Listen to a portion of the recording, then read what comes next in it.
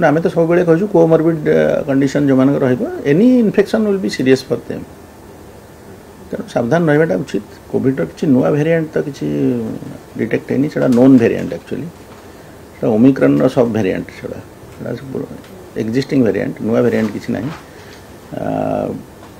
government of India किसी बर्तमान advisory बर्तमान सुधा जारी करा जाए ना किंतु जहाँ प्रोसीड्योर कहूँ जे जदि किसी नुआ केस आसे ताले आपण सावधान रहिबे स्टैंडर्ड प्रिकॉशन ने आमे जदि किसी नुआ केस पाइबू बर्तमान सुधा तो किसी केस आम राज्य में डिटेक्ट है जदि नुआ केस पाइबू आमे तार जेनोम एनालिसिस पे पठेबू जेनोम स्टडी तो सेटा को वेरिएंट जानिया पे दिल्ली में हेलानी दिल्ली जो माने ओडिशा आछंती विगत वेरिएंट गुडा समय कोविड टाइम रे जो विभाग चेकिंग फेकिंग होतला एबे सर समथि किछि ट्रैक करा जिवो जो माने बाहर जेहेतु सेई टाइप रो किछि एडवाइजरी जारी करा जायनी आमे से विषय किसी आलोचना भी एक्चुअली गवर्नमेंट ऑफ इंडिया आम सहित करना जदि गवर्नमेंट ऑफ इंडिया किसी एडवाइजरी जारी करे आम से अनुसार पदक्षेप नब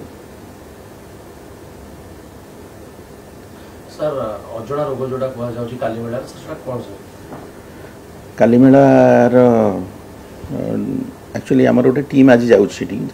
काली आम फर्म करूँ टीम आज से जाइछंती जहाँ आम सन्देह करुचु जे चिकेन गुनिया हबार संभावना बेसी एवं से अनुसार चिकेन गुनिया चिकित्सा जहाँ पदक्षेप नि जाए से अनुसार आम व्यवस्था करुचु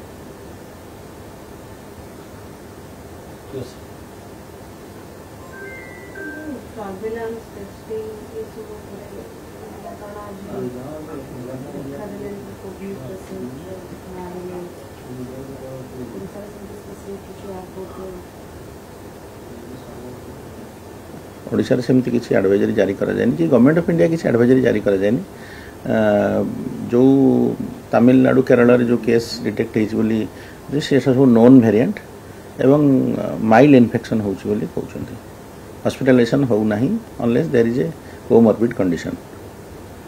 तेणु आम अपेक्षा करूँ एडवाइजरी जारी कि जदि केस बढ़िबो आम से अनुसार पदक्षेप नबू तेणु सावधान हाँ जड़े किडनी डिजीज थिला और जड़े सेमती कोमॉर्बिड कंडीशन थिला ना आम तो सब कहूँ कोमॉर्बिड कंडीशन जो मान